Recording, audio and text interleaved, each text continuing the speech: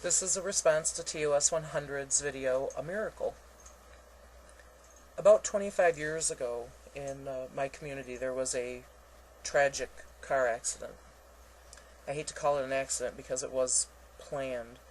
A teenage boy decided that he was going to go on a suicide drive, and 3 of his friends decided to go along with him.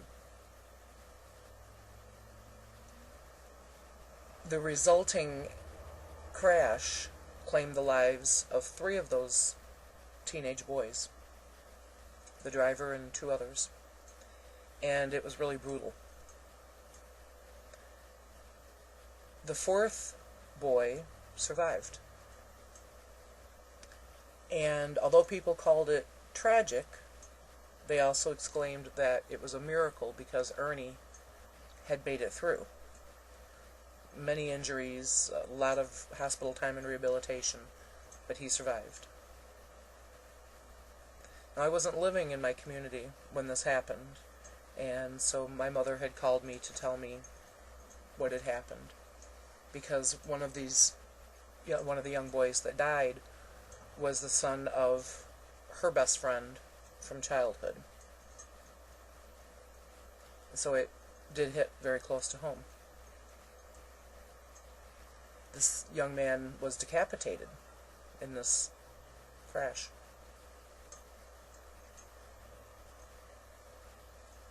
Even when she was telling me what had happened, she was saying, it's just a miracle that Ernie survived. It's just absolutely a miracle that he survived. So several years later, my mother and my grandmother and myself are having a conversation, and we're talking about this car accident. And my grandmother was brought up in religion, has stayed a quote-unquote true Christian her entire life, and at this time she would have been probably about 80 years old. And I questioned as to why God would have even let this happen, and how it was a miracle that Ernie had survived. And she said that, it wasn't for us to question God's ways, that He works in mysterious ways and He always has a purpose and a reason for everything.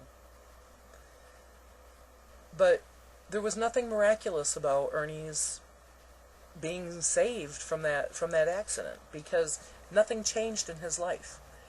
He was a hard-drinking, hard-partying teenager, and all these years later, he is still a hard drinker and a hard partier.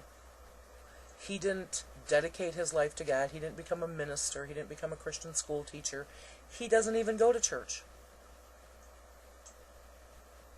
So, how was his surviving that accident a miracle? During the course of that conversation, my grandmother also said that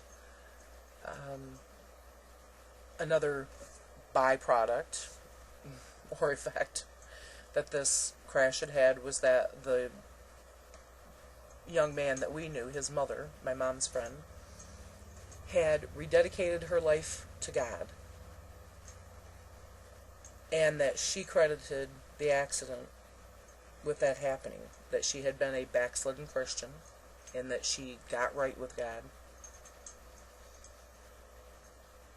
And that really made me think, because her children had no religious upbringing. Those kids never went to Sunday school, they never went to church.